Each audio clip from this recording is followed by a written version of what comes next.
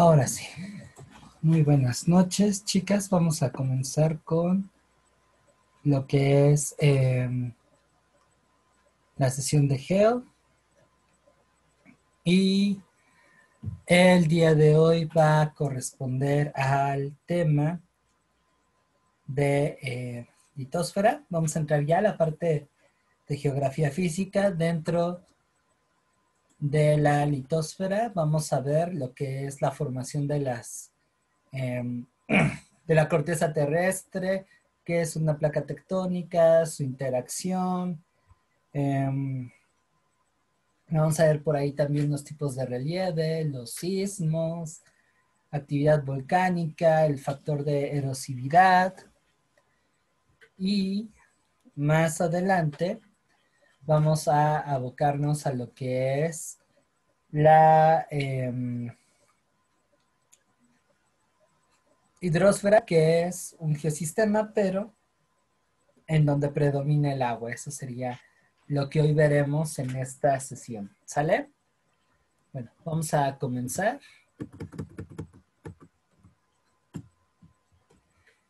Antes que otra cosa, debemos de considerar que los ámbitos que les acabo de comentar, es decir, la litosfera y la hidrosfera, son geosistemas. Cuando hablamos de geosistemas, estamos haciendo referencia a un sistema, valga la redundancia, de elementos que están en constante interacción. El planeta, pues bueno, se va a considerar a sí mismo como un enorme geosistema que dentro de él van a interactuar entre sí 4 sistemas diferentes que componen nuestro entorno. La atmósfera, que está en referencia a lo que es el aire, la hidrosfera y la litosfera. ¿Sale? Hasta aquí vamos bien, chicas. Gerardo.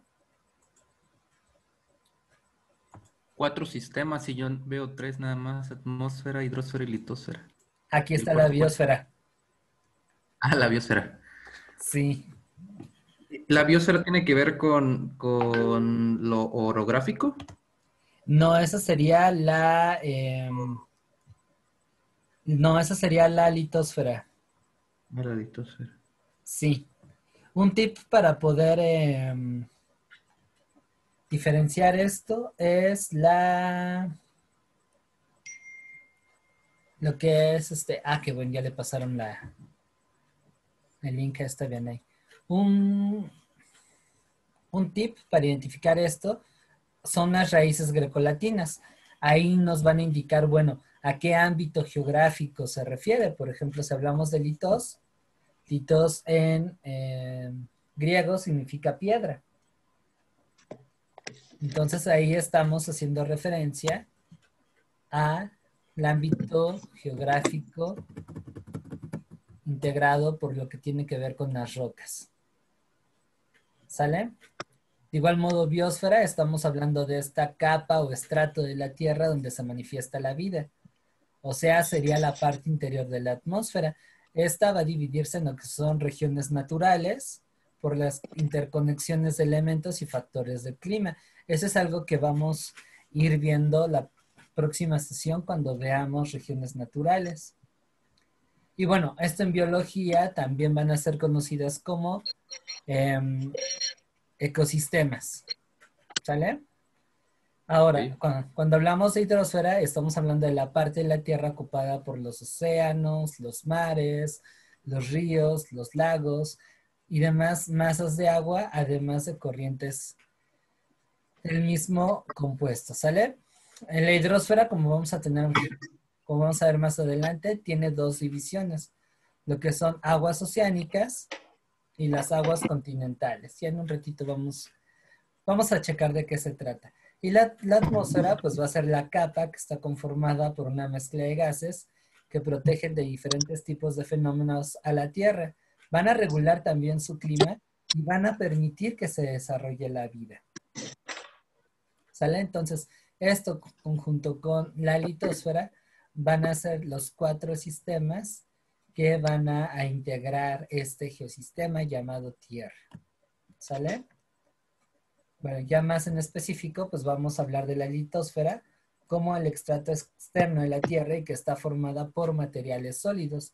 Va a englobar la corteza continental, es decir, en donde están los continentes, las placas tectónicas, entre 20 y 70 kilómetros de espesor, y la corteza oceánica o parte superior del manto consolidado de unos 10 kilómetros de espesor.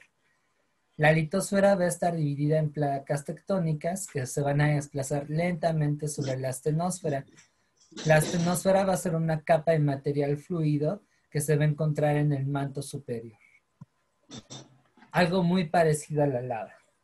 ¿Sale? ¿Hasta aquí hay alguna duda, chicas? Ger, No. todo sencillito y carismático, ¿verdad? Bien. Para que no les digan y no les cuenten, esto es un dibujo, un esquema de cómo está conformada la el planeta Tierra. Imagínensela como una paleta gigante que está por capas. La parte más profunda es el núcleo interno, después sigue el núcleo externo, la mesósfera, que es el manto interior, la astenosfera, que es el manto superior, es esta zona que está compuesta por ese líquido parecido a la lava, que es la zona de subducción, y ya la parte más superficial, la corteza terrestre, ¿sale? Que es en donde están ubicadas las placas tectónicas. Denme un segundito porque me están pidiendo el link. Ahorita se los pongo. Continuamos con la clase. Dispensa.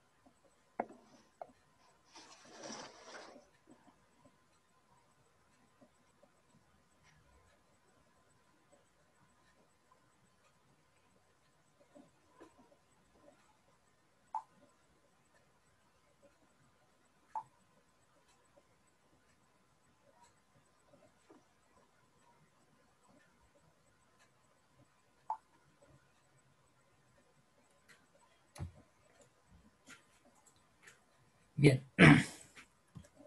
Perdón.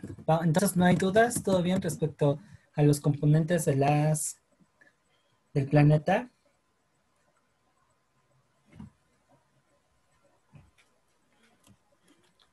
¿No?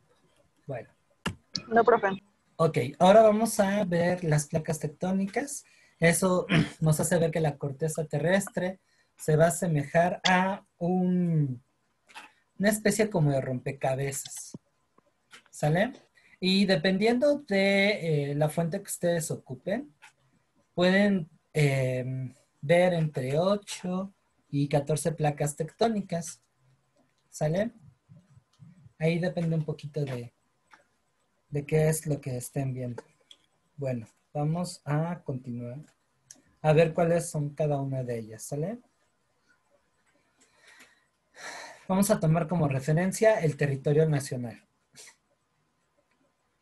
La mayor parte del territorio mexicano va a estar en la placa norteamericana. La placa norteamericana va a agarrar, o más bien va a abarcar de norte a sur, lo que es el círculo polar ártico, bueno, la parte americana del círculo polar ártico, es decir, Groenlandia y esta parte norte de Canadá. También lo que es el borde de Alaska y la mitad noroccidente del Océano Atlántico, es todo esto, hasta México, digamos, una parte de Chiapas, De hecho, este mapa está mal porque Yucatán ya pertenece a la capa del Caribe. ¿Sale? Pero más o menos sería hasta aquí. Todo esto sería la norteamericana. ¿Sale? Una pequeña porción va a estar en la placa de Cocos. La placa de Cocos es una placa, pues, muy chiquita que va a interactuar constantemente con la placa norteamericana y es la que va a provocar la mayoría de los sismos que se sienten en el centro de la ciudad. Bueno, también lo que es la costa del Pacífico, ¿sale? Arriba de la placa de Cocos tenemos una placa muy pequeña que aquí no aparece, que es la placa de Rivera. La placa de Rivera va a estar enfrente de las costas de Colima, Nayarit y el sur de Jalisco. También es una placa bastante pequeñita, ¿sale? Y la última placa que va a conformar el territorio mexicano va a ser la placa del Caribe. De hecho, si ustedes se están percatando, en los bordes en donde están las placas tectónicas, son las zonas en donde se originan los sismos. Y cerca de esas zonas es en donde tenemos las regiones con mayor actividad sísmica. Por ejemplo, aquí las costas del suroeste mexicano, el centro del país. Si nos vamos de este lado, pues aquí ya estamos viendo por qué Haití a veces tiene tremendos sismos. Eso para que lo vayan vinculando con lo que más adelante vamos a ver. Luego al sur vamos a tener la placa sudamericana. La placa sudamericana va a abarcar desde lo que es la parte suroccidental del Océano Atlántico hasta el borde de Argentina con Chile. Diríamos que ahí la frontera serían los Andes. Esta placa va a interactuar bastante seguido con la placa de Nazca. La placa de Nazca es una sección que va a estar justo enfrente de las costas de Chile y se va a extender hasta lo que es Perú y Ecuador. ¿Sale? Bueno, aquí también está este mapa, pero en esta sección no pertenecería a la placa Antártida, sino esa sería la del Pacífico. Entonces, de la interacción entre el Pacífico, Nazca y Sudamericana, que aquí sería en donde coincidirían, es las razones por las cuales se desarrollan los sismos en Chile. ¿Sale? Justo por esta parte. ¿Ok? Esas serían las placas que están en el continente americano. ¿Dudas hasta aquí? No, profe. ¿No? Bueno, ahora nos vamos al viejo mundo.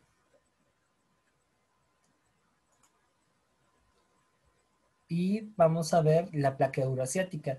La placa euroasiática va a abarcar desde la parte nororiental del Océano Atlántico hasta los bordes de Siberia. O sea, es una placa realmente grande.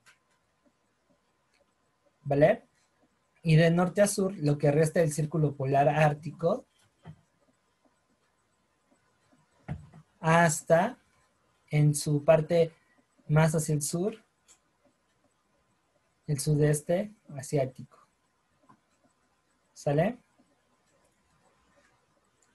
Ahora, al sur de la placa euroasiática tenemos la placa africana. La placa africana va a ser una región que va a abarcar desde la parte suroriental del Océano Atlántico hasta, digamos,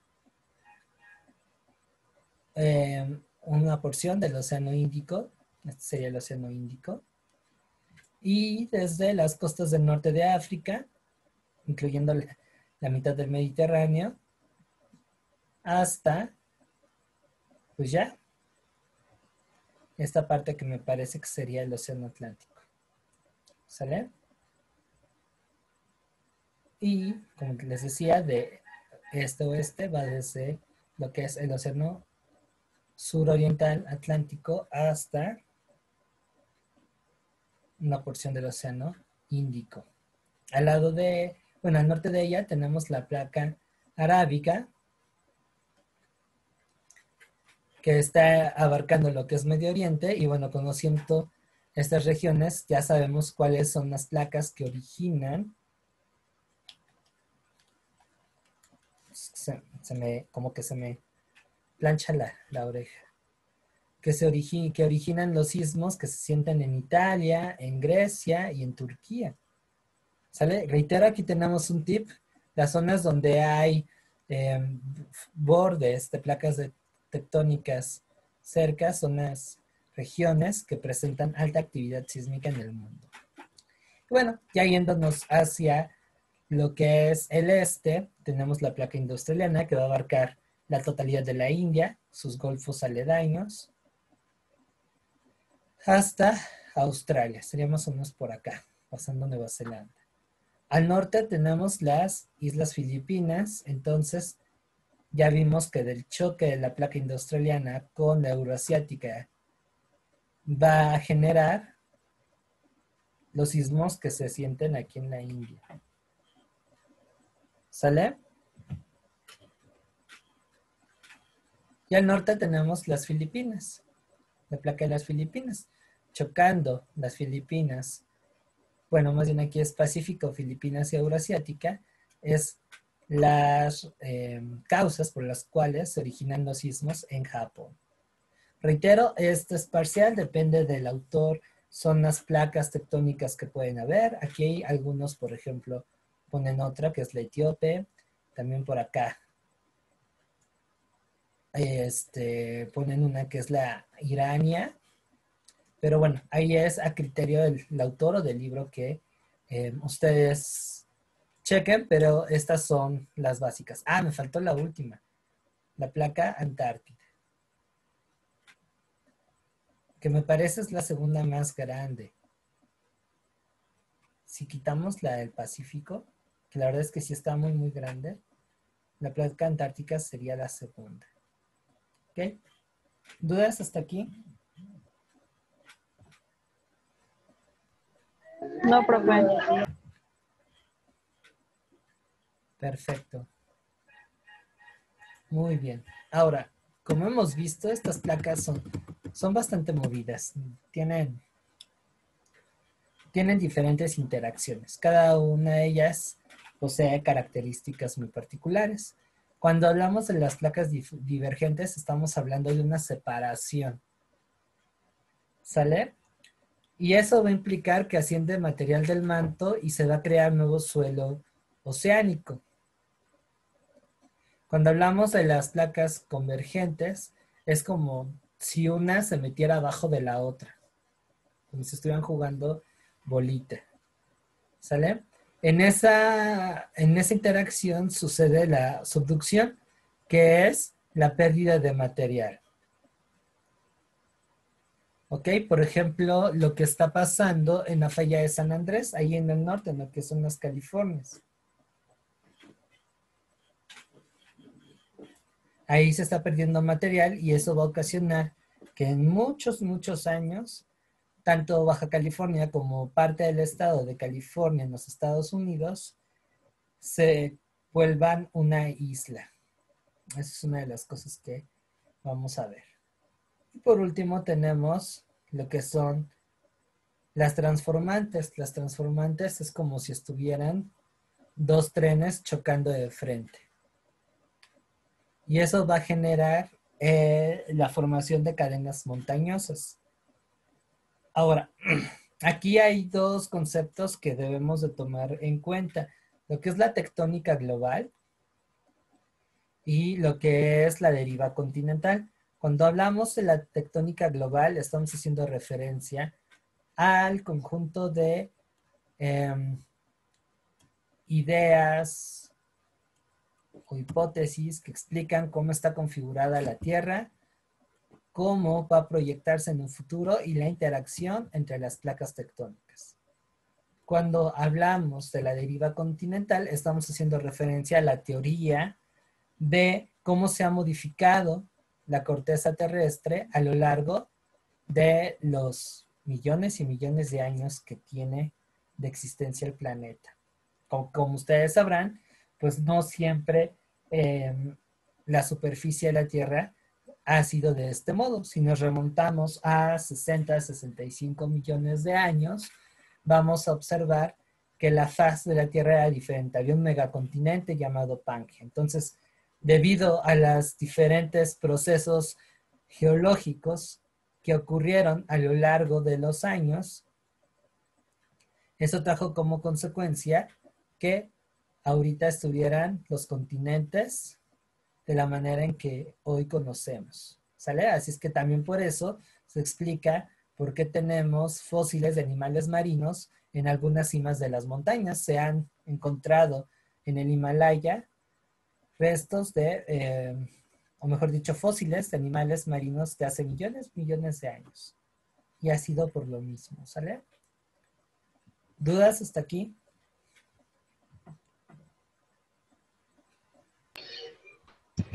No, profe. Gracias, Paola. Los demás, las demás, ¿cómo, No, cómo profe. van? Ok, Rocío, Luz, Miranda, ¿no? Bueno.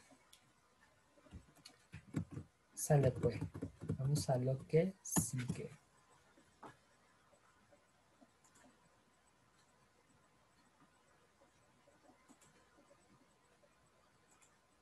De hecho, hasta pueden hacer, si son kinestésicos, pueden hacer ahí un juego para entender mejor las placas tectónicas.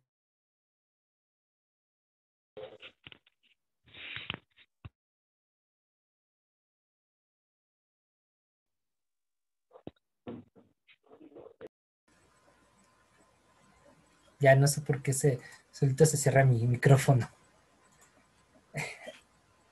Esto sería divergentes.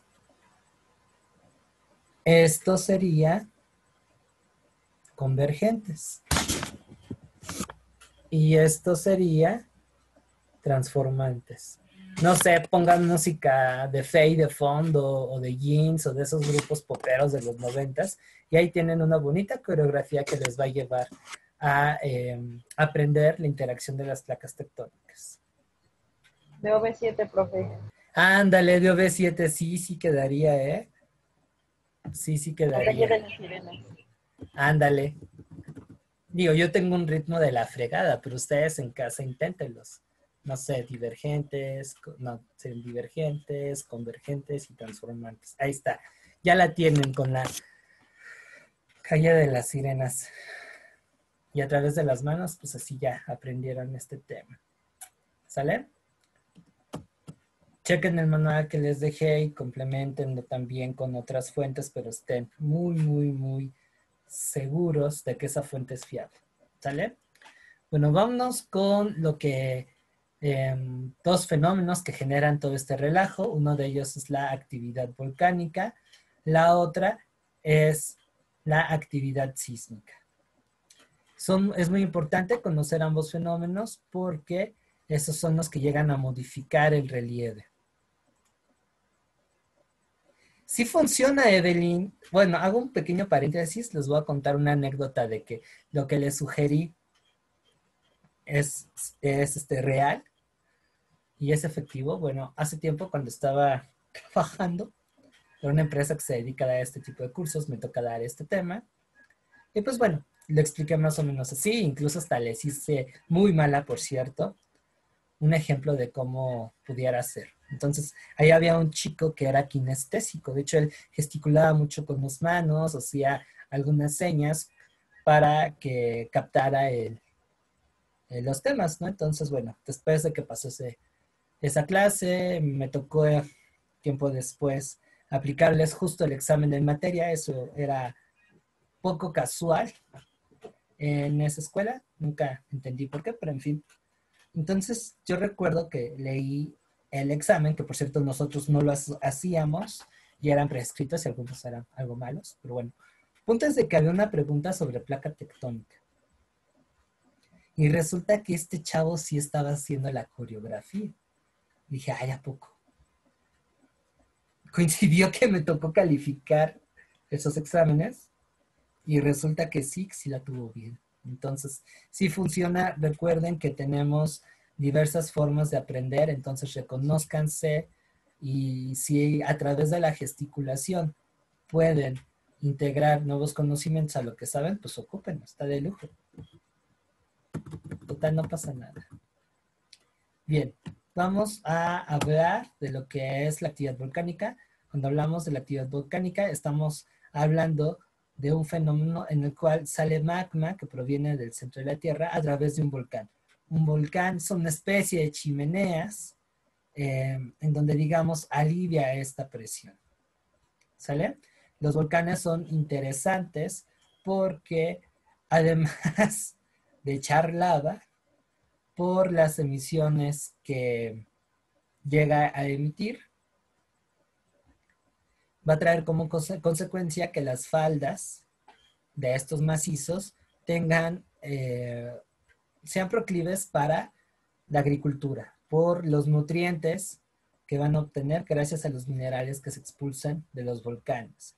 No sé si alguna de ustedes ha ido cerca del Popo. Yo fui en una ocasión a un municipio que se llama San Lucas, no recuerdo qué nombre, pero sí estaba relativamente cerca del Popo. Y me tocó ver que los campos de maíz tenían mazorcas un poco más grandes que las que usualmente yo veía.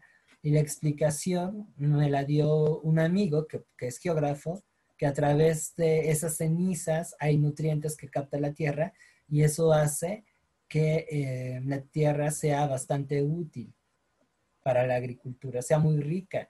Otro ejemplo que tenemos de ello es Pompeya. No sé si han escuchado hablar de esa ciudad.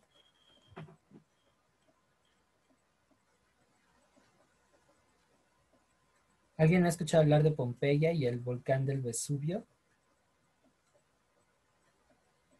Yo no. ¿No? Bueno, les cuento de Pompeya volar. Ajá, sí, adelante, adelante. es una ciudad que se quedó como enterrada en lava, algo así, ¿no? Sí, fue destruida por una,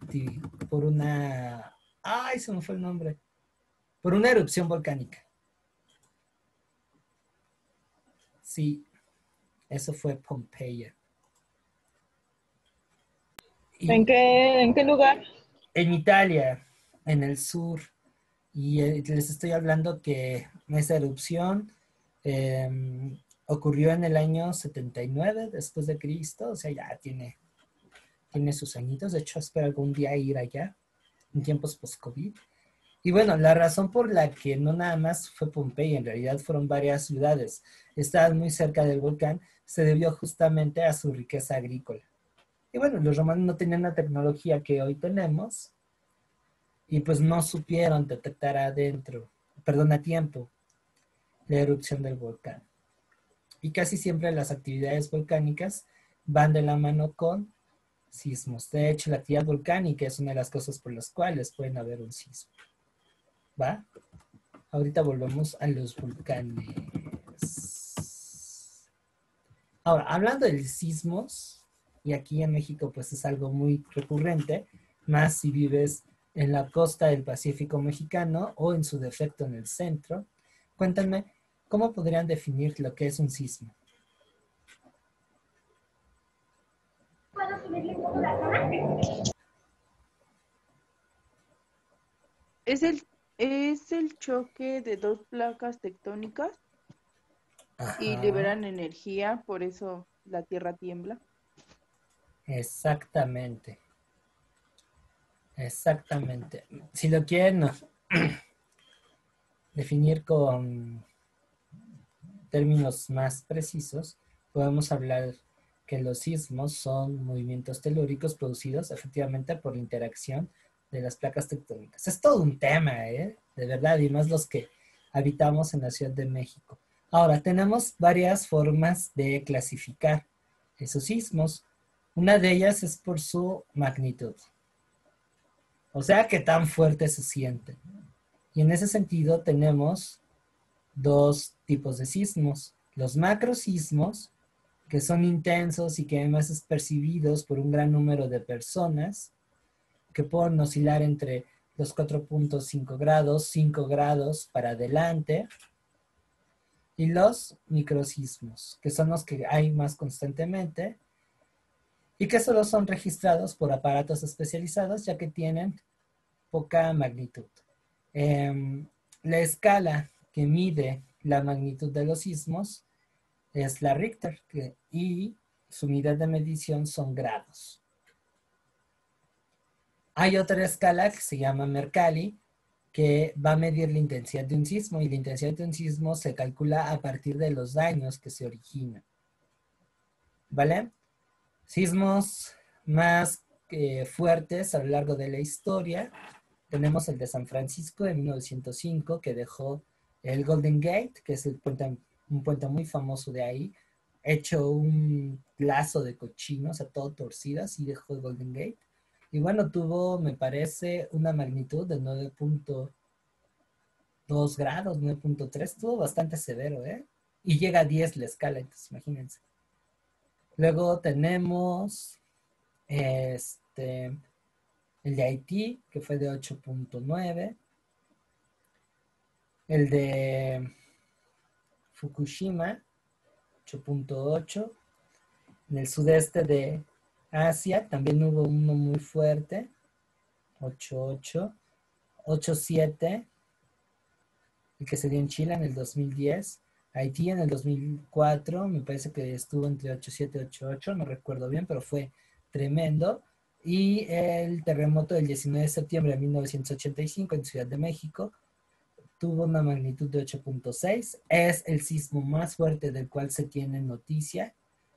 Y otros sismos que también han sido tremendos fue el de 1957, me parece que fue de 8.2. Y el del 27, que fue de 8.5, me parece. 8.485. ¿Vale? Cuéntenme cómo les fue con el sismo del 2017.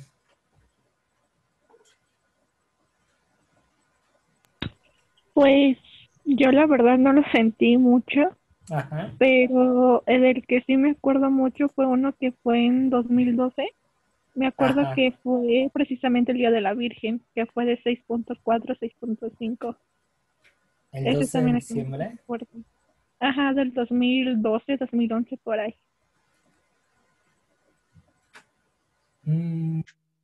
Yo recuerdo de ese año uno que estuvo medio fuerte, que se dio por marzo. También uno que fue en Semana Santa, ¿no? Jueves Santo creo era. También estuvo un Ándale. poquito. Sí, ese año, en ese año tembló mucho. Y yo recuerdo bien ese sismo de marzo porque me tocó ir a trabajar. En ese entonces era becario en Universum y nos tocó el sismo ahí, en plena sala. Tuvimos que evacuar a la gente. Hubo mucha adrenalina, eso me latió. Y bueno, dijeron que en Sochi se sintió bien feo y dije, ay, a lo mejor ya hasta me quedé sin familia. Pero afortunadamente todo salió bien. Y sí, me acuerdo que eso fue en lunes santo. Para el jueves ya estábamos de vacaciones, el museo estaba cerrado. Y volvió a temblar. Y si de por sí la red hidráulica de donde vivimos está algo viejita y medio picada, con ese sismo pues nos quedamos sin agua creo que un mes. Estuvo tremendo. Teníamos que cargar nuestros garrafones desde el área de las canchas, que está en el centro de la unidad, hasta, bueno, su casa, y la unidad es bastante grande. Pues imagínense qué tremendo estuvo eso. Y en el 2017 también ocurrió algo muy parecido. Nos quedamos sin casa. Pero sin casa no, sin agua. Y ese me tocó en donde laboraba antes, justo saliendo de clase. Y también a evacuar a los chamacos. Bueno, eran chavos como ustedes. Estuvo muy, muy, muy, muy interesante. ¿Alguien más que quiera platicar cómo le fue con el sismo del 2017? Bueno, yo lo viví aquí en Chiapas. Ah, ¿te tocó en Chiapas? Y ahorita estoy en Tuxtla. Ajá. Antes del sismo que hubo en la Ciudad de México, no sé si te acuerdas, primero fue en Chiapas. Uh-huh. De hecho, fue mucho Fue a más principios de fuerte mes. en septiembre, fue como el 9 de septiembre, Creo que a ustedes les tocó, ¿qué día? ¿El 15? No, fue el 7. Nos tocó el 7. Porque el epicentro fue en un lugar que está muy cerca de los límites de Oaxaca y Chiapas. Creo que es Cuchitán, se llama ese pueblo. Que por cierto quedó hecho pomada. Pero sí, Chiapas estuvo tremendo, en Oaxaca también, en Ciudad de México lo sentimos bastante fuerte. Creo que fue de 8.1, de 8. Sí, sí estuvo severo. Y fue en la Y, madrugada. uno que fue en la madrugada, estaba yo ya Ajá. acostado y de repente se viene el temblor fuertísimo, de 8 punto y tanto, pero creo que después, como a la semana, fue cuando tuvieron allá ustedes, que fue intensidad menor en grado Richter, pero creo que aquí causó más destrozos por que fue, no sé si trepidatorio, y eso hace que haya más destrozos, ¿no? Y yo me acuerdo, bueno, ese es el temblor más fuerte que he sentido, y también me acuerdo, y a lo mejor te tocó vivir en el 95, uno fuertísimo también, ¿no? Sí, Fue de era los más niño, fuertes que me ha tocado. Yo era también niño. estaba niño, pero fue uno como a las 7 de la noche, 6 de la tarde, 7 de la noche, en el 95, fuertísimo. Bueno, aquí también lo viví en Chiapas, me acuerdo que hasta se fue la luz y... Bueno, yo aquí lo viví, veía nada más como los cables sacaban chispas, se movía todo, caían las piedras, ¿no? Pero me llama la atención que hubo más daño en la Ciudad de México. Yo creo que entre que fue trepidatorio y o oscilatorio, no sé cómo que haya sido, pero a pesar de que fue menos fuerte que el de Chiapas, bueno, el que fue primero en la noche, hubo más daños allí en la Ciudad de México y la otra, pues que están sobre un lago, ¿no? También esa es otra cosa. Sí, hay varios factores para que un sismo se sienta y además tenga sea destructivo. Eh, una de ellas sí es la distancia del epicentro respecto a donde tú estás. Por ejemplo, el del 7 de septiembre, que fue como a las 12:24 de la madrugada, me acuerdo bien porque cuando ya estaba dormido y cuando sentí el sismo, lo primero que vi al momento de pararme fue el reloj y se me quedó grabadísimo.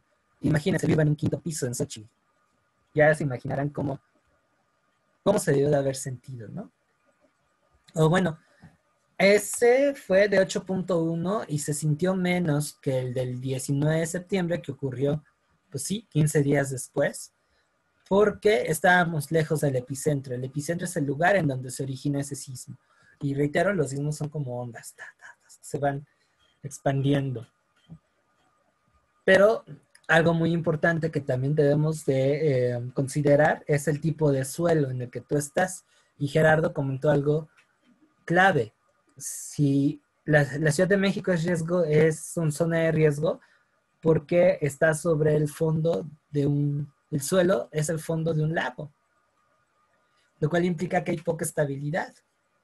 Entonces eso hace que se multiplique la fuerza que viene por el sismo. Y bueno, en zonas, por ejemplo, como Xochimilco, pues está todavía peor. Pero es curioso que aquí no haya tanto daño. Las Y la, zonas de riesgos, por ejemplo, Iztapalapa, el centro, la parte oeste de la ciudad, lo que es la Roma, ahí es en donde ha habido más daños. Pero justo es por el suelo, las zonas altas prácticamente no resienten daño, ni tampoco aquellas en donde hay suelo volcánico. Por ejemplo, en la Ciudad de México tenemos varios pedregales, porque hace como 3.000 años hubo una erupción de un volcán que había aquí en la Ciudad de México, en el sur, el Xitle, que por cierto eso destruyó una ciudad prehispánica. Y eso dio pie al Pedregal de San Ángel, al de Santo Domingo, que son zonas que están en el sur de la ciudad. CU está sobre un pedregal, entonces ahí, por ejemplo, casi no se sienten. Preocúpense cuando sientan un sismo en Ciudad Universitaria, como fue el 17 de septiembre del 17, porque eso ese quiere decir que temblor, estuvo tremendo. Sí, perdón, 19 de ese septiembre. del 17, Fue el 19 de 19. septiembre del 17, el 19, el epicentro fue en Puebla, ¿no? También en Chautla, de Tapia, Puebla. Tengo entendido que sí, es creo que en Cerca la de, frontera, ¿no? Entre Puebla y Morelos, porque llegó por sí, ese en lado. Chautla. Por eso en lo que es Milpalta, que es una zona alta, Xochimilco, o sea, si ustedes ven, digamos, la ola de daños, empezó por esas zonas de la ciudad que están muy al sur. Por ejemplo, Milpalta es un lugar con muchos cerros, por eso se llama así. Y se sintió, pero del Averno. Y bueno, fue recorriendo toda esta parte del sur, Xochimilco, Tlalpan, y en donde además las construcciones no son tan sólidas, fue en donde se resintió más. La parte del centro siempre ha tenido esa cuestión. Entonces, ese sismo, el del 19 de septiembre, se sintió más porque el epicentro fue más cerca. Entonces es evidente que te pega con todo. Y bueno, hay por ahí una leyenda urbana, no sé qué tan cierto sea, de un documento que se llama, ¿qué? Los protocolos de Tlatelolco, en el que se decía que 27 años después del sismo del 85, esa región entraba en riesgo de tener un sismo mucho, mucho más fuerte. Y les digo, Ciudad de México es un ámbito urbano que reta las leyes naturales porque está sobre un lago, para empezar. Bueno, sobre el suelo lacustre, que no es muy estable. Por eso también se inunda cada rato. Luego eso lo hace una zona de riesgo sísmico.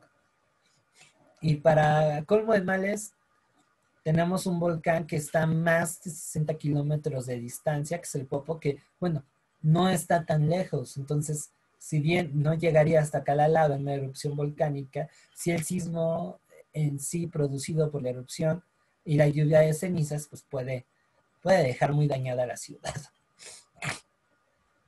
Pero aquí estamos. Aquí estamos, la Ciudad de México, jugándole al, como ustedes dicen, desde tiempos inmemoriales.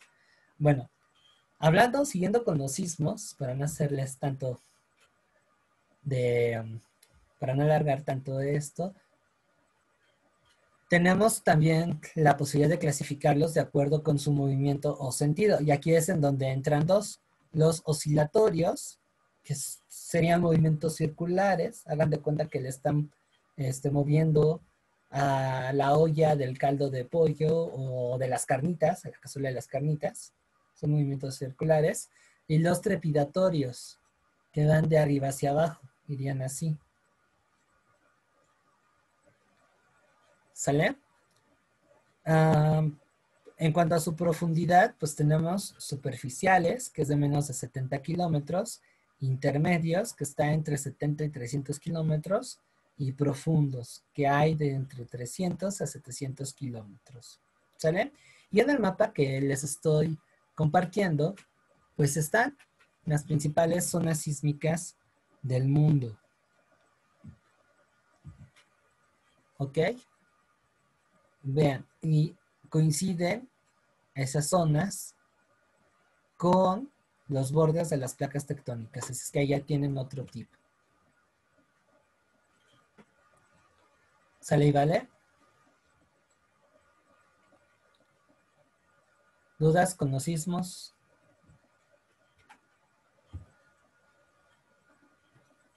No, profe. No, profe. Bien, pues gracias, Sofía. Ahora vamos con lo que son el círculo de fuego. Sí, adelante, adelante. Sí, Anay. Perdón, en su mapa los que estaban en su mapa los que estaban de azul, ¿qué eran? Es que no alcanzo a ver. Ok, los que están en rojo son las zonas que tienen una mayor azul. actividad sísmica. Y luego están no veo bien si es verde o rosa, creo que es rosa. Los que están en rosa son los que tienen actividad sísmica alta, los que están en rojo es muy alta, los que están en amarillo es la media, se ubiquen bien. Les voy a ir pasando estas diapositivas, no se preocupen. Y esta que creo que es verde son zonas sísmicas con baja actividad sísmica. Y este color que es como azulito es en donde pues realmente casi no tiembla. O sea, hay zonas en donde casi no tiembla.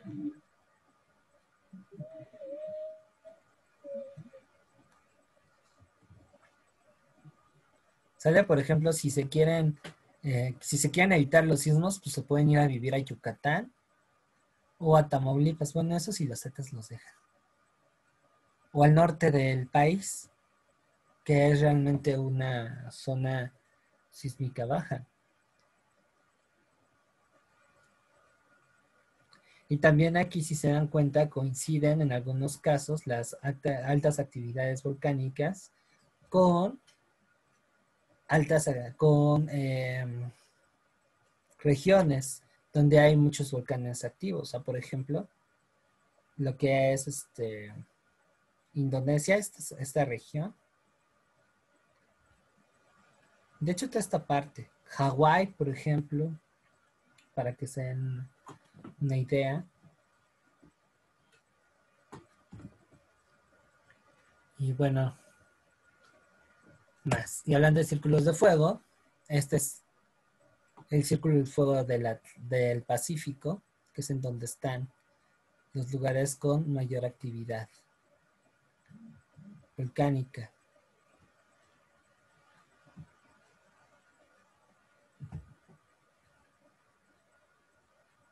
Ok.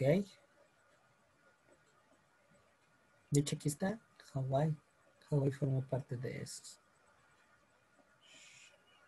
Y México, pues es tierra de volcanes. Tenemos por ahí, ahí de tip se tienen que aprender los principales volcanes que hay en México. Por ejemplo, el Citlaltepec o Pico de Orizaba, el Popo, el Iztaccíhuatl, el Nevado de Toluca, el Paricutín, que está en Michoacán, el volcán de Colima. Luego vienen preguntas así, nada más los principales volcanes y en dónde están. De igual modo, es ampliarlo al mundo y con eso, ahora sí que top 10 de volcanes y en qué lugares están. Eso por si las moscas. Ahora, tanto las... Profe. Sí. ¿Puede volver a repetir los volcanes, por favor? Claro, tenemos ahí el Citlaltepec o Pico de Orizaba. Está el Popocatépetl, el Iztaccíhuatl, el Nevado de Toluca, Nevado. el Paricutín, Michoacán. Y luego tenemos el volcán de Colima. Ya, son los más importantes. Ah, ok. Muchas gracias. De nada. ¿Alguna otra duda, pregunta, comentario?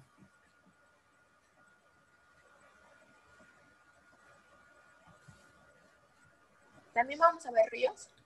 ¿Mandé? ¿También vamos a ver ríos? Ríos, sí, cuando veamos la parte de la hidrosfera, ahorita vamos para allá. Bueno, esto en cuanto a sismos y volcanes, ahora vamos con los relieves. Vamos a tener 3 tipos de relieves. Los relieves es la forma que tiene la superficie terrestre y se miden de acuerdo a la altitud. ¿Sale? Los primeros de ellos son las llanuras, también conocidas como planicies. Estamos hablando de espacios planos que tienen una altitud de no más de 500 metros sobre el nivel del mar. Su extensión va a superar los límites del valle y por lo general son húmedas y bañadas por las lluvias. Van a tener una temperatura constante que no cambia bruscamente por la presencia de la humedad y se ubican al lado de las vertientes de los ríos de montaña. ¿Sale? Este es el relieve que más es utilizado el hombre para asentarse debido a las facilidades de comunicación, a la benignidad del clima, bueno, estado del tiempo, y a las facilidades económicas. O sea, aquí perfectamente puedes desarrollar una agricultura a gran escala. Y aquí ustedes deben de hacer su portafolio de mapas. Deben de ubicar las principales llanuras de México y del mundo. ¿Sale? ¿Y en dónde se encuentran?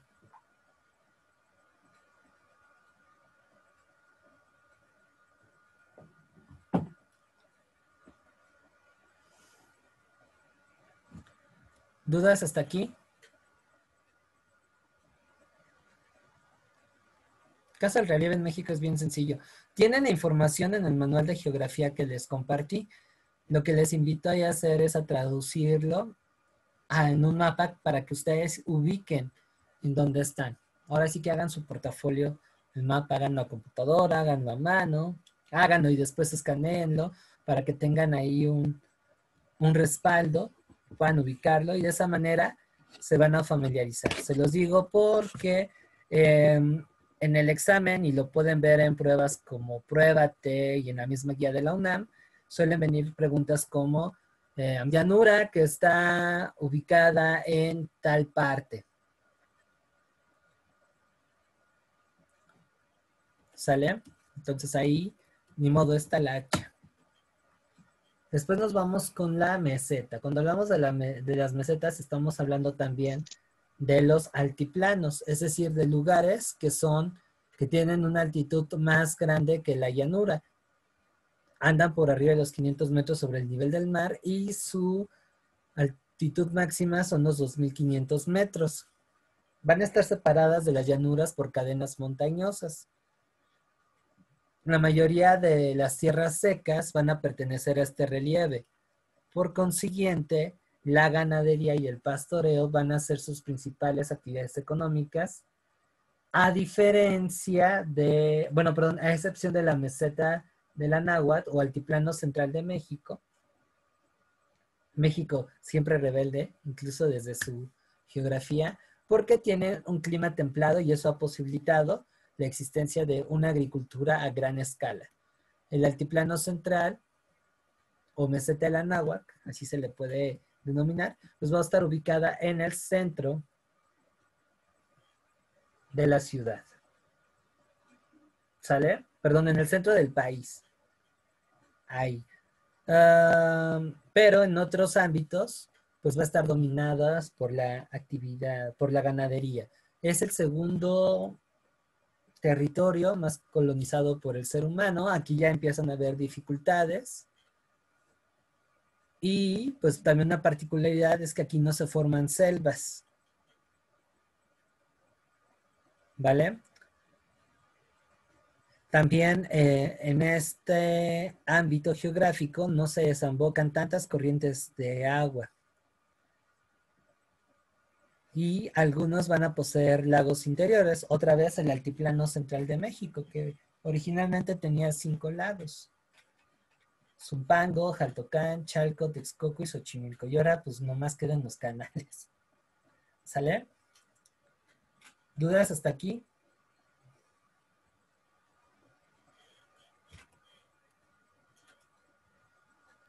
No, profe. ¿No? No, profe. No. Bueno, ahora vamos con las montañas. Las montañas van a ser áreas inclinadas con fuertes pendientes que van a estar distribuidas a lo largo de cordilleras y van a ser, digamos, las cicatrices del planeta Tierra, porque están relacionadas con los límites de las placas tectónicas. Ejemplo de ello son las sierras que están en el sur de México, la de Oaxaca y la de Chiapas. ¿Vale? Digamos que comúnmente se les conoce al conjunto de montañas, cordilleras, pero en México y España se les denominan sierras. Son áreas difíciles de acceder, por lo tanto los asentamientos van a ser escasos. Bueno, excepto en la Ciudad de México, aquí los cerros ya están colonizados. Y su principal actividad económica va a ser la minería. Ahí van a estar los principales yacimientos de minerales. Otras actividades que complementan la actividad de las montañas, bueno, la economía de las montañas, va a ser el pastoreo, pero de especies especializadas. Por ejemplo, las cabras, los borregos. También vamos a tener la tala de árboles, porque algunas de estas cadenas montañosas van a poseer bosques. Y en casos como en los Andes, se llegó a practicar lo que es la agricultura a partir de estratos. O sea, que aplanaron una parte de la montaña, ahí cultivaban las plantitas y así se iban. Obviamente esto iba complementado con canales de irrigación, o sea que es tremenda obra de ingeniería ese tipo de agricultura. Y por ejemplo, los incas la ocupaban mucho. Y esas son las principales cadenas montañosas que hay en el mundo. Invito a que chequen el manual de la guía y complementen, porque no vienen todas. Y también céntrense en lo que es el territorio nacional. A partir de aquí, lo que les estoy diciendo en cuanto a orografía, bueno, relieve, hidrografía, y más adelante lo vamos a ver en regiones naturales, en migración, vamos a tener que verlo tanto a nivel nacional como a nivel internacional. Así es que ahí les sugiero que vayan haciendo su portafolio de mapas e iluminen para que puedan identificar en dónde están. ¿Vale? ¿Dudas hasta aquí?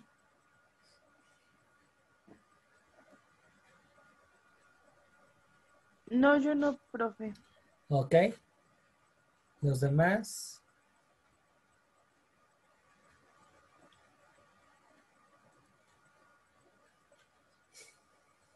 Dudas, preguntas, ¿no? Bueno. Aquí este esquema está bien bonito porque se les enseña prácticamente todos los relieves que hay en el mundo, incluyendo la parte de los océanos.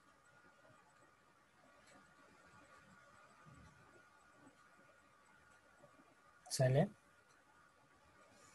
ejemplo, en la plataforma continental es en donde se extrae el petróleo y también se desarrolla la pesca.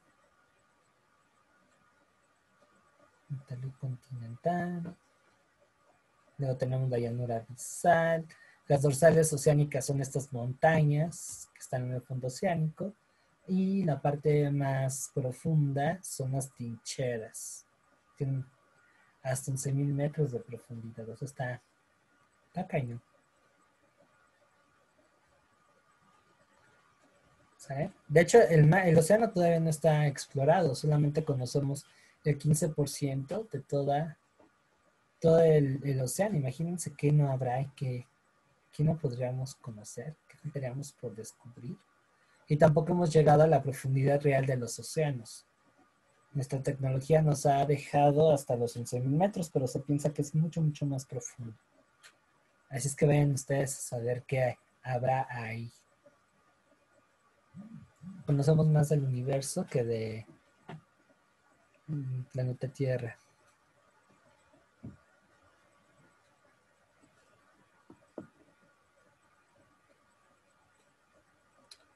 ¿Dudas?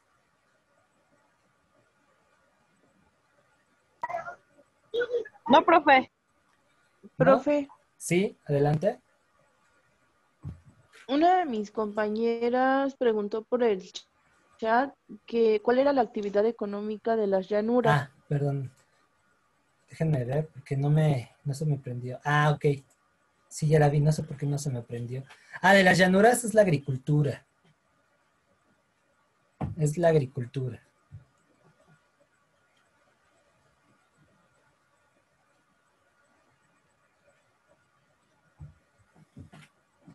De las mesetas es las ganaderías, porque también ahí existen pastos que dan pie a la manutención de esas especies.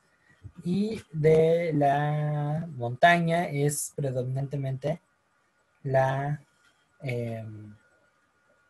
minería.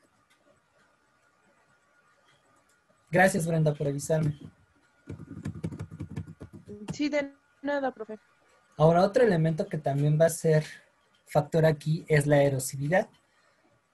Cuando hablamos de erosividad estamos hablando de la capacidad de desgaste de un agente geológico que va a depender del clima. Estos agentes geológicos pueden ser la lluvia, el hielo y el viento. Y es lo que deja, bueno, estas peculiaridades en el relieve. Digo, está medio fea la foto, pero vean estos surcos que ha hecho el tiempo a lo largo del... Perdón, que ha hecho el viento a lo largo del tiempo.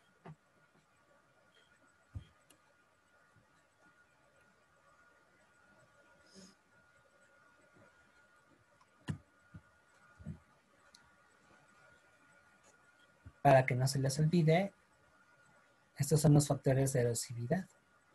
Vean, por ejemplo, las hendiduras que ha dejado en la roca el hielo. Es impresionante. Y bueno, aquí también lo tenemos por el viento. Vámonos con los minerales. ¿Cómo podrían definir lo que es un mineral? Vamos a ver qué tanto han estudiado en química.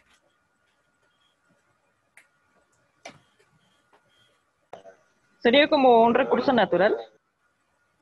Ajá, pero ¿qué características tiene?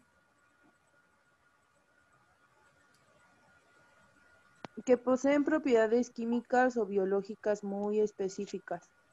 Ok. Y que además se encuentran de forma natural en la Tierra.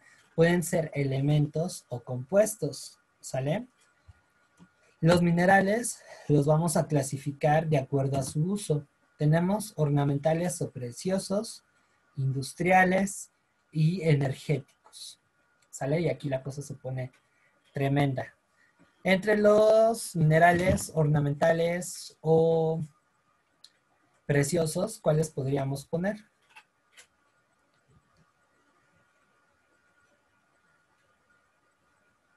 El oro y la plata.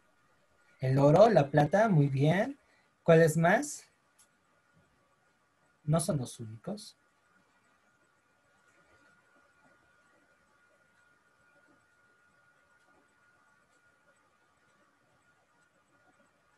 El hierro. No, ese sería industrial. Los otros no sé cuáles son. ¿Podrían ser los diamantes? Ajá, muy bien. Me faltan dos. Uno es un grupo. Vamos a ver si aquí podemos jugar ahorcado. Vamos a intentar una cosa. Identifíquenme el nombre.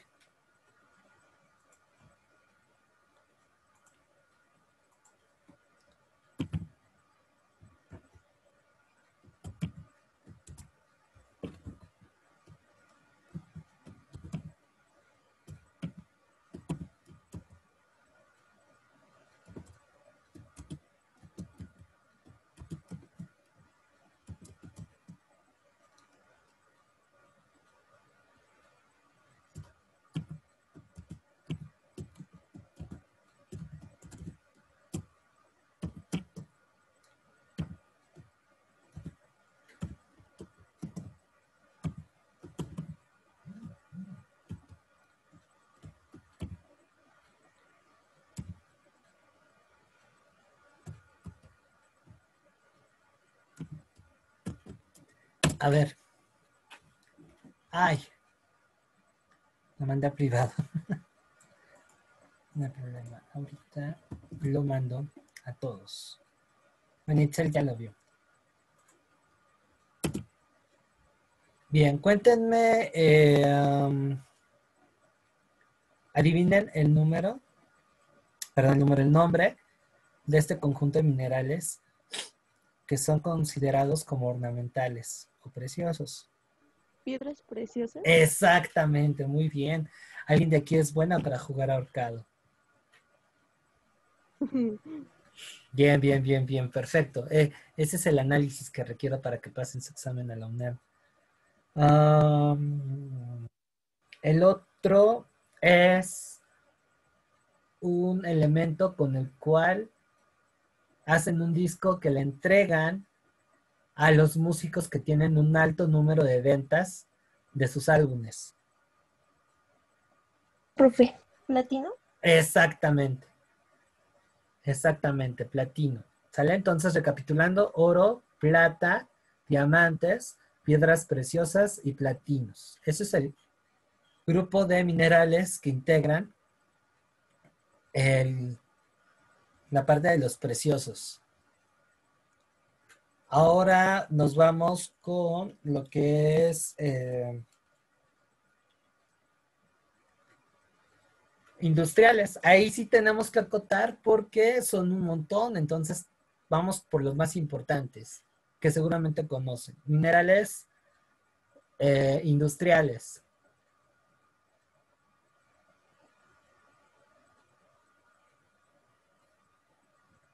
El hierro, Hierro, muy bien. ¿Cuál más? el aluminio, El carbón, Perfecto. ¿Cuál otro? el aluminio, El aluminio, muy bien. ¿Cuál más?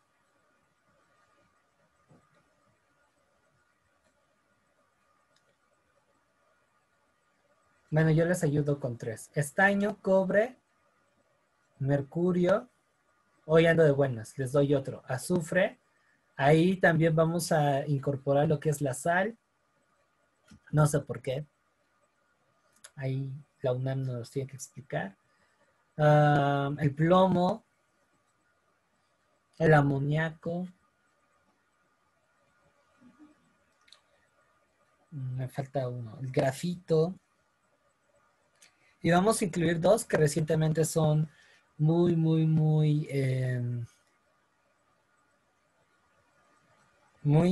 requeridos. El coltán, que es un mineral negro escaso, que está, sus principales yacimientos están en Congo, Venezuela, de ahí que sean países que también tengan inestabilidad política. Y el otro es el litio, que por cierto México es el tercer productor de litio. Se acaba de descubrir un yacimiento de litio cerca de Canadá, entonces imagínense. ¿Sale? Eso en cuanto a los industriales. Los energéticos,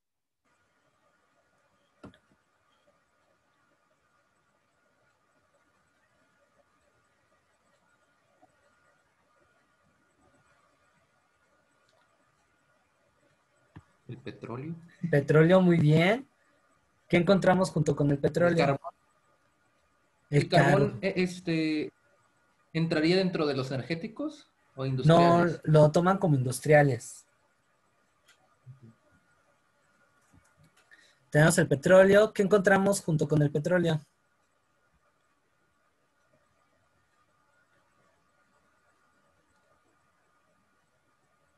¿Qué encontramos junto con petróleo?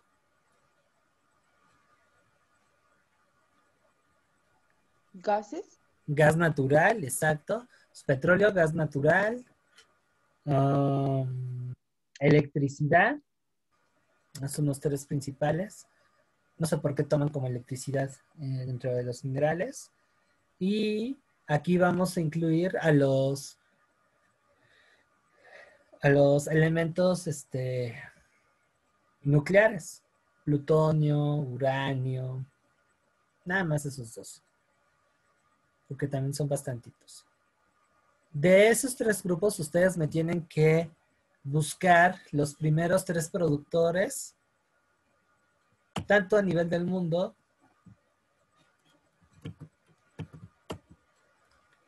como a nivel nacional. Algo de eso ya viene en sus guías, pero es importante que complementen. ¿Sale?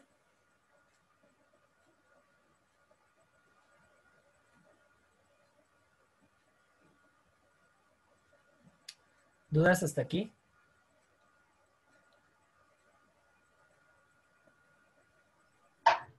No, profe. Bueno, este mapa también puede ayudarles muchísimo. Me parece que lo dejé en la guía.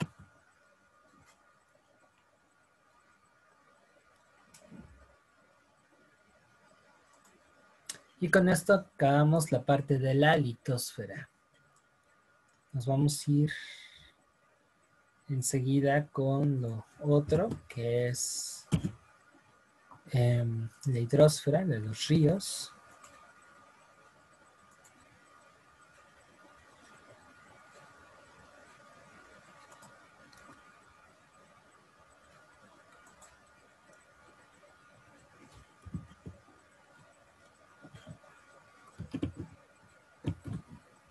Déjenme hago la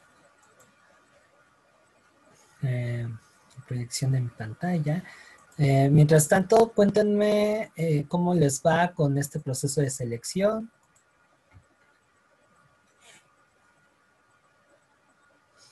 Si ya les dieron fecha para los que deban de sacarse la foto. O todavía no. no, profe, todavía no dan fecha. porque hoy en la mañana les mandé información. Y por ahí una de sus compañeras me comentó que esa info ya estaba desde el 15 de enero. Bueno, Sí, profe. no queda más que mantener la guardia en alto, seguir estudiando y checar el correo electrónico diario para que no nos agarren en curva y ajustarnos si llega a ver que es muy posible algún ajuste en cuanto a las fechas.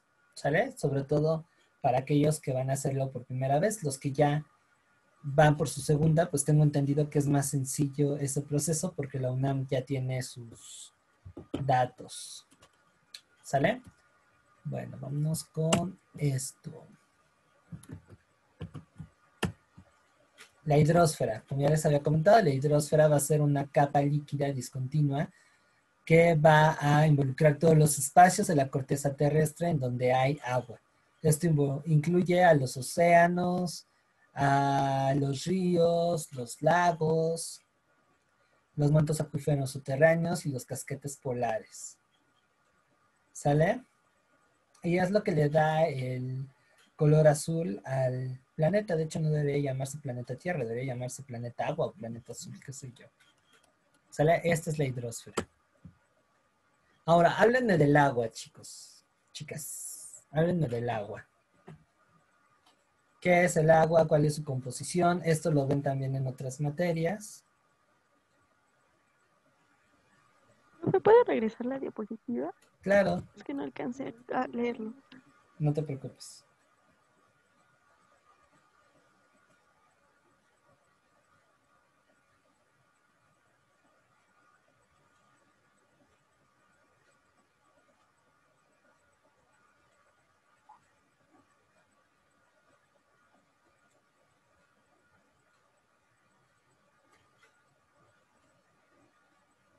Ya, profe, gracias. Vientos. Ok, y ahora sí estábamos con lo del agua.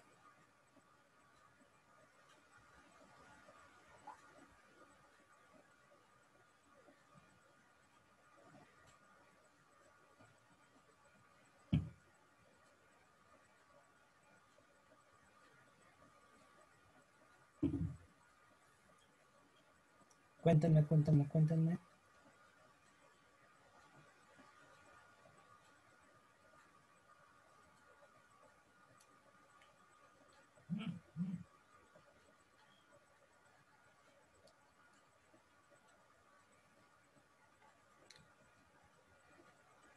¿No saben nada del agua? Características. Venga, Pues no el sean agua tímidas. químicamente es un anfótero, Ajá. tiene una composición de dos hidrógenos y un oxígeno, Es el disolvente es universal. el disolvente Ok. universal por excelencia. El pH creo que es neutro, no me acuerdo. Sí, sí, es neutro. Ok. Ahora cuéntenme cuál sería en términos geográficos la importancia del agua.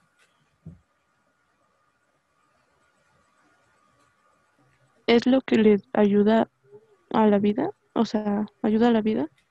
Ajá. ¿Qué más?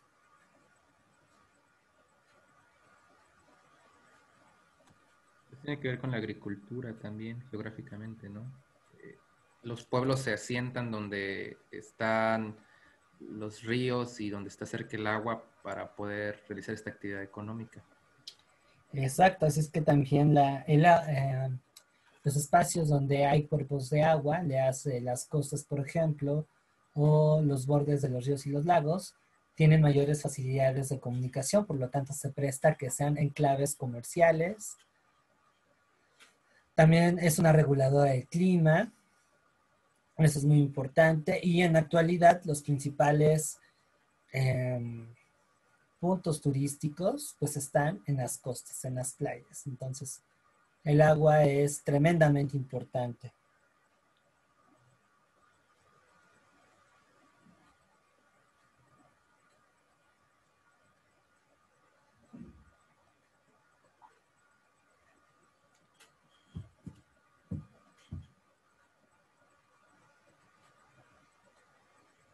Ahora nos vamos con otro tema que es un viejo conocido, lo hemos visto desde primaria, y curiosamente es de los reactivos que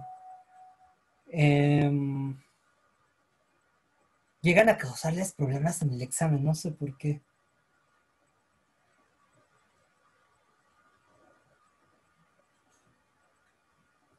Cuéntenme sobre el ciclo hidrológico. ¿Quién me lo explica? Hasta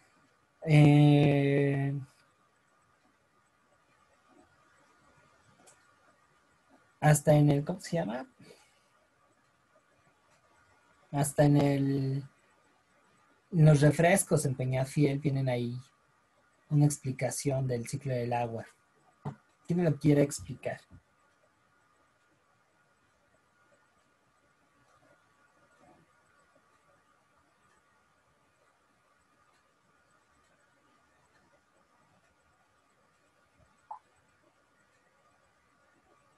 ¿Alguna valiente?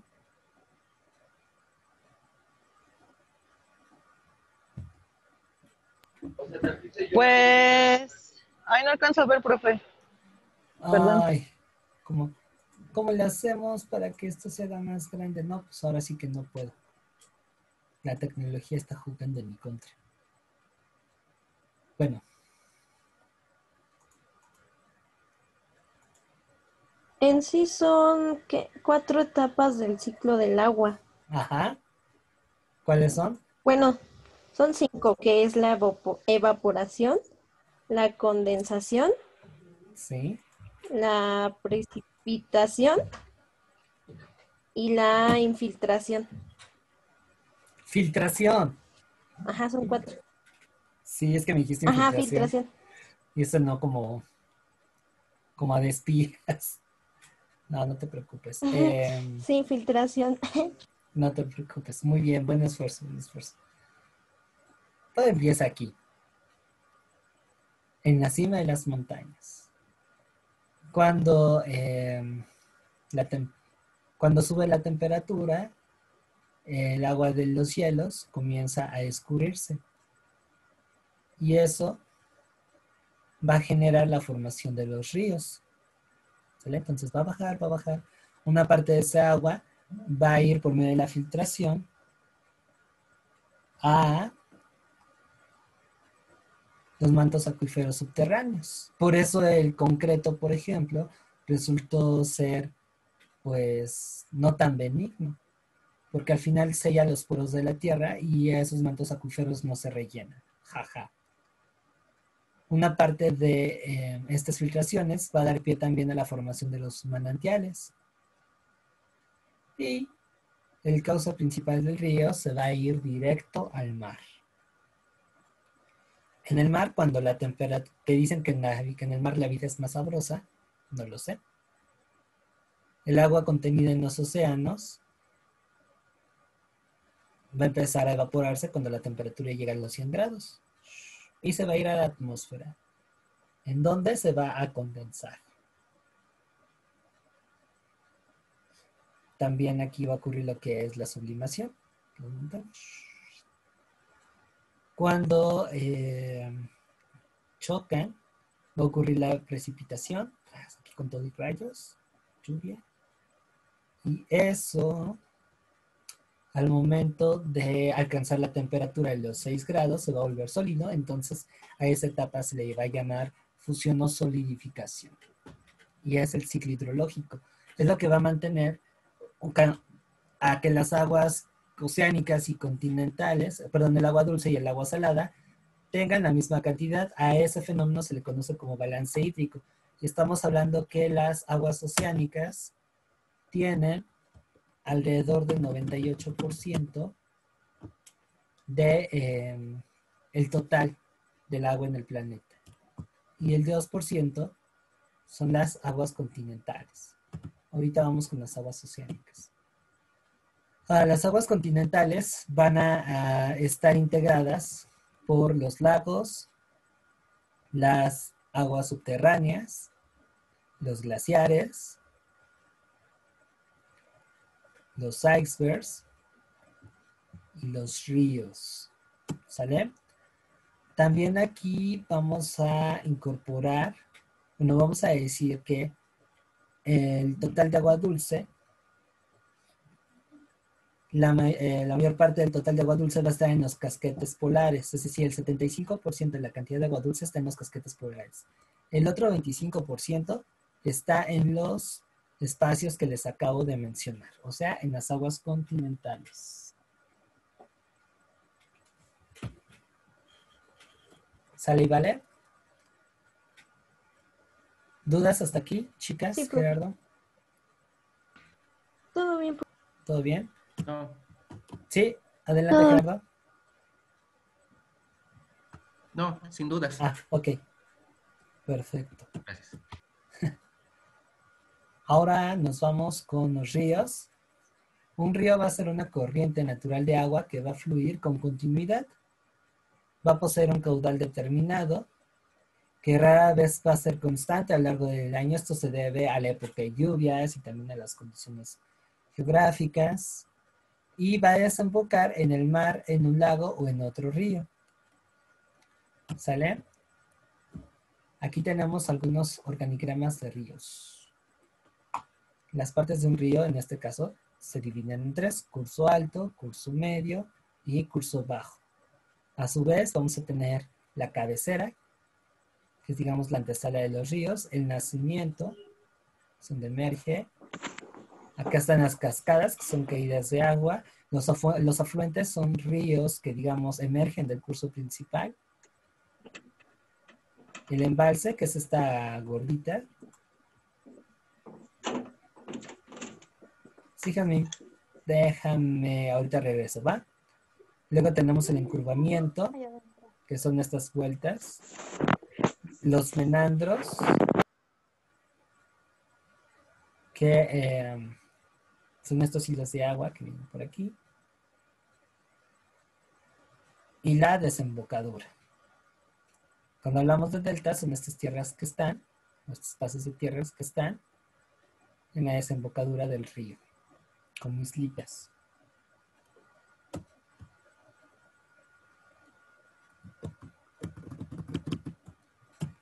Volviendo un poco a la definición del río, hablamos que un río es una corriente natural de agua que va a fluir con continuidad. Va a poseer un caudal determinado, que rara vez va a ser constante a lo largo del año, y que va a desembocar en el mar, en un lago o en otro río. ¿Sale? No sé si ahí quedó más claro, Jazmín.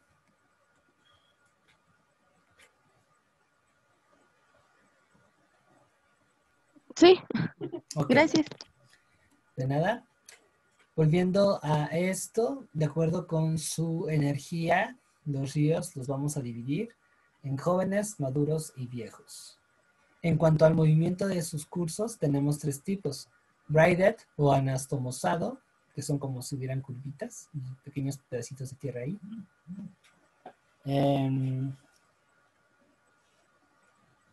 Menandros, que parecen tuberías, y rectos.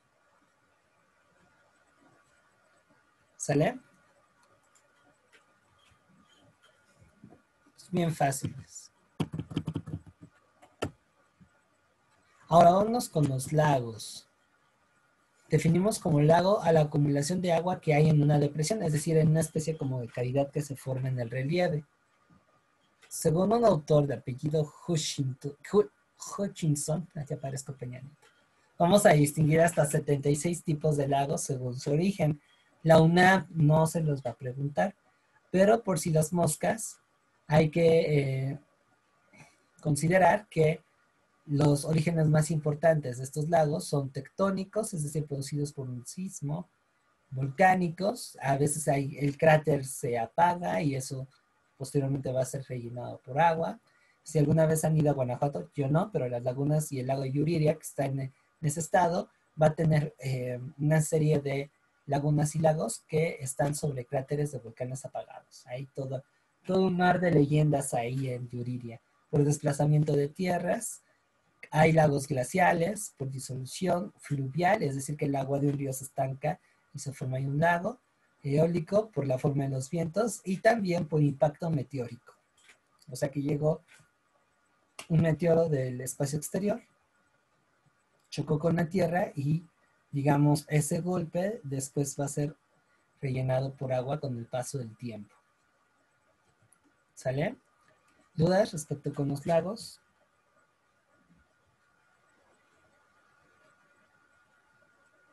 No, profe. ¿No? ¿Qué Bien. diferencia hay entre un lago y una laguna? Las lagunas son más pequeñas. Y el lago es más amplio.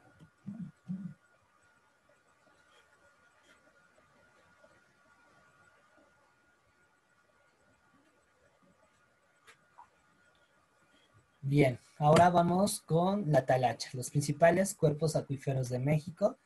En este mapa los van a poder ver. La UNAM aquí hace mucho hincapié, igual en ubicación geográfica, en por qué estados atraviesa tal río. Tiene que ver también, hay una pregunta que suele aparecer, y que está en las guías y habla acerca de los proveedores de agua en la Ciudad de México, de dónde se provee el agua en la Ciudad de México. Es que por ahí el el río Lerma va a aparecer. Cutzamala, perdón, es el Cutzamala. Por acá estamos. Y los ríos fronterizos. ¿Sale? Por ejemplo, en este caso, la frontera sur de México está conformada por el río Hondo, el Usumacinta, una porción del Grijalba y el Suchiate. El río Bravo, pues va a conformar la mayor parte de la frontera norte. Para esos les tenemos que agregar el río Colorado y un pequeño fragmento del Tijuana. Y acá les comparto los principales lagos y ríos del mundo. ¿Sale?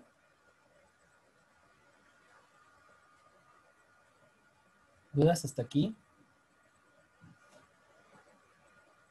Es que no se ven, claro, está muy chiquito.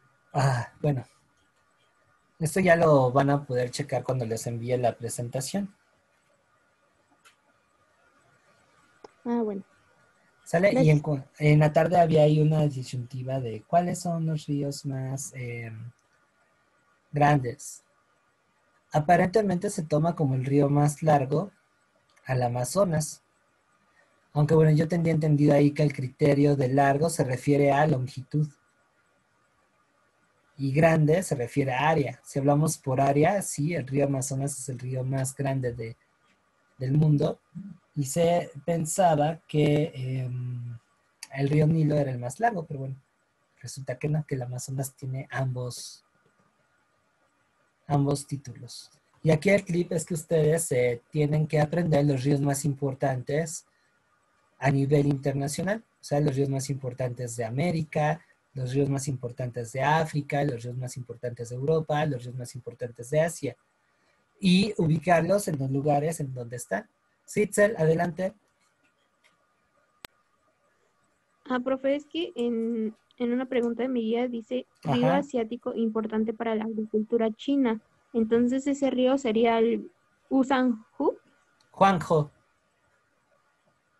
Es Eso. Juan. Sí, exactamente. Eso no se ve. ¿Sí? O el Yangtze, sí. Juanjo o el Yangtze.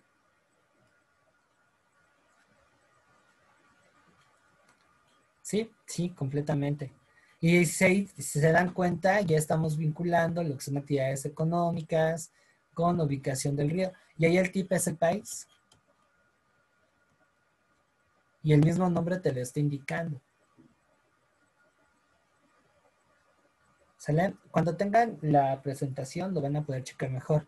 Y váyanse al manual, tengo entendido que ahí puse una tabla en donde están los principales ríos y lagos de México y del mundo. Otra vez, mi invitación, pónganos en un mapa. Esto es lo más cercano que pude conseguir. ¿Sale? Bueno, vámonos con los fenómenos que se desarrollan en las aguas oceánicas. Tenemos las mareas. Cuando hablamos de las mareas, estamos hablando del cambio periódico del nivel del mar, producida por la atracción gravitatoria del Sol y la Luna. Y eso va a dar pie a diferentes variaciones del nivel del mar. Según la altura que llega a alcanzar la marea, tenemos dos. La marea alta o pleamar, que es cuando el agua del mar alcanza su altura más alta dentro del ciclo de las mareas, y la marea baja, cuando el agua del mar alcanza su altura, su distancia más baja dentro del ciclo de las mareas. La marea alta va a ayudar a que los barcos puedan atracar en los puertos, es decir, puedan arribar a los puertos, digamos que los empuja. Y las mareas bajas posibilitan la actividad pesquera. La fuerza de las mareas es una energía, es un recurso, inagotable que ha sido ocupado recientemente para producir energía eléctrica. O sea, que digamos que ahí meten turbinas en el mar y con la fuerza de las mareas se ven moviendo y eso pues ya genera electricidad. Está muy, muy interesante. Ahora nos vamos con las corrientes marinas. Las corrientes marinas es el curso de agua que se forma al interior de los océanos y que son producidos por el movimiento de rotación del planeta y la fuerza de los vientos. Tenemos dos tipos de corrientes. Las cálidas y las frías. Las frías van de los polos hacia el ecuador y las cálidas van al revés, del ecuador hacia los polos. ¿Sale? Ambas tienen particularidades económicas muy importantes para el ser humano. Las corrientes frías arrastran plancton, que son el principio de la cadena alimenticia en el mar, lo cual eso favorece la pesca. Así es que aquí matamos dos pájaros de un tiro. En los lugares en donde pasan corrientes marinas, como es el caso de la corriente California, para el contexto mexicano, pues es una zona pesquera de importancia. De hecho, es la mayor zona pesquera la que se da en este lado. ¿Sale? Las zonas pesqueras más importantes del mundo están en lo que es Alaska, esta parte de Chile y Argentina, o sea, Cabo de Hornos, y la de Humboldt. Otra zona pesquera es la que se da aquí, la de Oyashibo. Y bueno, ahí ubicándolas, tenemos las zonas pesqueras de importancia. ¿Sale? En el caso de México, pues se explotan especies como el atún, la jaiba, la sardina, el camarón, calamar también. En latitudes más norteñas, como va a ser el caso de lo que es Alaska y Canadá, bueno, y la parte norte de Estados Unidos, ahí entra el salmón. Si nos vamos a Europa, está el bacalao. Algo que también se da en lo que es el Canal de la Mancha aquí. En la corriente del Atlántico Norte. Sí, Gerardo. ¿Me puedes volver a repetir? ¿Las corrientes cálidas son las que van del Ecuador al polo o del polo al Ecuador? No, del Ecuador al polo. Del Ecuador al polo. ¿Y las frías de las que van del polo al Ecuador? ¿Y en dónde es donde se produce el plancton? En las corrientes frías. Y por eso, de las corrientes frías, sería el lugar donde también coinciden con zonas de pesca. Okay. Donde haya corrientes frías es donde va a haber más abundancia de peces. Por el plancton. Exactamente. Y eso lo podemos también ver a través de su arena. Yo digo, nunca he ido playa en donde atraviesa una corriente fría. Nunca he ido a Baja California, nunca he ido a Sonora, pero me comentan que la arena no es tan finita, como si sucede con el Caribe mexicano, que es más tosca los granos de arena de las playas. Y el agua está increíblemente fría. Por el contrario, las corrientes cálidas van a ser arrastradas por vientos calientes, para la redundancia, que va a temperar el agua del mar, o sea que la va a poner en un punto muy agradable. La arena va a ser finita y además va a favorecer a la agricultura. Si ustedes han ido a Yucatán, que es en donde tenemos esas costas, antes de llegar ahí, resulta que hay plantaciones de frutos tropicales. Otro tanto sucede en Veracruz, donde se explota el mango, el limón, la naranja, que se llegó a explotar el tabaco también, el café, y también eso sucede con el ecuatorial del Pacífico, que es más o menos en esta parte. Es una corriente cálida también, la de ecuatorial del Pacífico. Y si ustedes van llegando hacia Acapulco, van a ver que muy cerca está las plantaciones de frutos tropicales, además de que hace mucho calor. ¿Sale? ¿Dudas hasta aquí? No, profe. Y para que no les digan y no les cuenten, acá está. Si se dan cuenta, del lado del Pacífico es en donde está la mayor región pesquera de México, que era lo que les había comentado. Es aquí, esta sección. ¿Sale? Entonces, si por ahí les ponen principal región pesquera de México y aparece el noroeste del país, el Golfo, Chiapas, pues ya saben a cuál irse. ¿Sale? Es esta.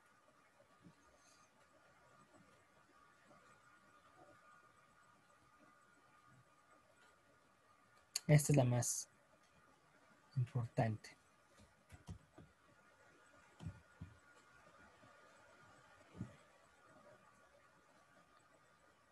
Y aquí tenemos algunas cifras.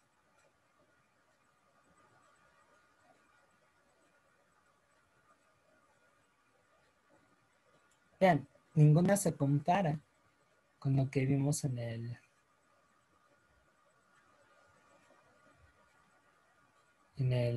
Golfo de California. Este es el Golfo de California y el Mar de Cortés. Este es el Mar de Cortés y este es el Golfo de California.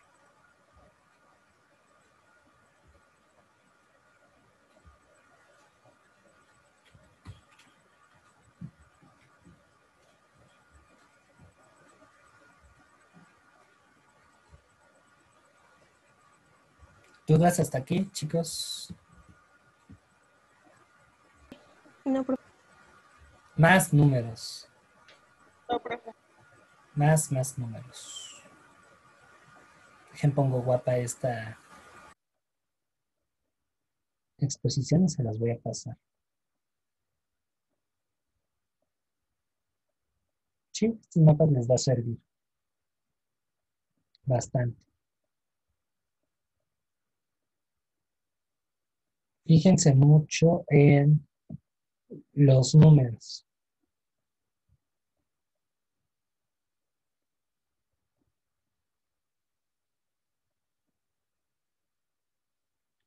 O sea, la principal zona de pesca del mundo es el Pacífico noroccidental. Es esta región.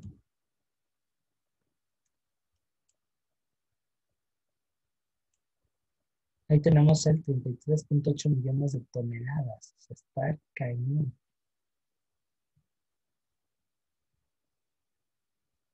Y después la segunda es el Pacífico suroriental.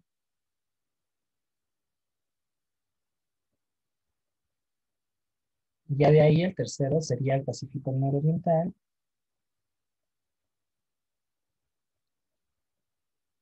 Y el Atlántico Nororiental. Están las principales zonas de pesca. Pero vean las cantidades.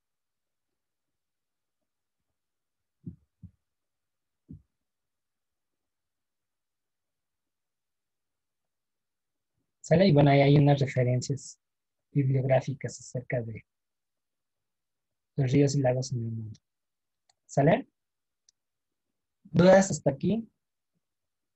¿Preguntas?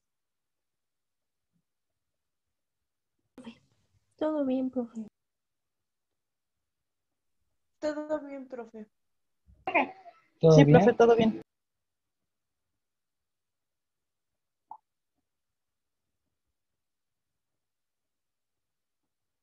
Bien, entonces, pues bueno, hasta aquí la vamos a dejar. Voy a arreglar ahí algunas cosillas de